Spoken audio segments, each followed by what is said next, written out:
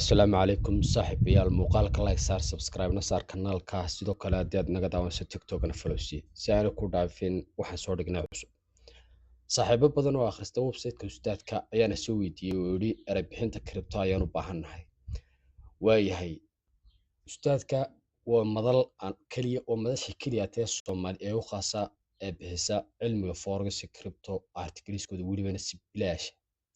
linkiga descriptionka website-ka ayaa ku dhigay xagga aad ka booqan doontaa marka wax badan ayaa ku jira sidee loo aqoonsaa fiqada ama bricks waa forexkii sidee ay tokenomics u saameeyeen qiimaha lacagta oo kriptadii sidee loo sameeyo dior research waa kriptadii qorsheynta maamulka khatarta risk management waa forex tradekii sida loogu talagalay strategy IC concept marka saaxiibayaal waxaan kaga hadalnaa keliya ta forex iyo crypto website-kana keliya waxa uu khaas yahay maqaalada iyo articleska loogu talagalay crypto forex okay haddaba asxaab badan oo akhrisata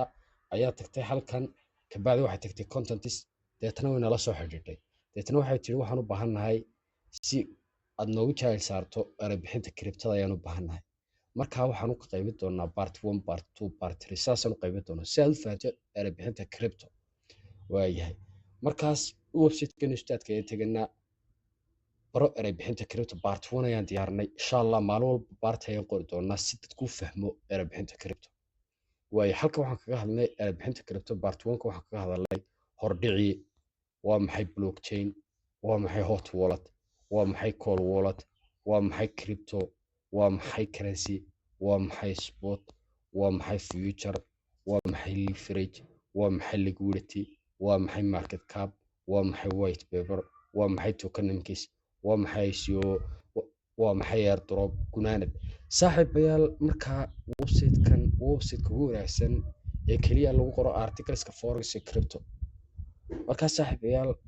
muuqaalka like saar oo sii share garee wax kasta oo u baahan tahay description-ka ku dhigay egsiijadaas ka diiwaan galisa description-ka ku dhigay sida Binance iyo Maxi haddaad doonaysid forex ku girto description-ka ayaa ku dhigay domain market oo forex broker waana kugu wanaagsan in laga talagalay xitaa lacagta crypto aad dhigaysaa website-keena ustaadka description-ka linkiisa ku dhigay ayaa ku dhigaya sidoo kale haddaad doonaysid inaad trade gasho maamulka konti cusub inaan qarxin bot-ka lagu trade garayo telegram bot-ka ee loo yaqaan Trojan diameters waa kugu awood sareeya lagu trade garay isagana linkiisa description-ka ku dhigaya saaxiibayaal nala socda muuqaalka like saar subscribe saar sii share garee aad baa u mahadsantahay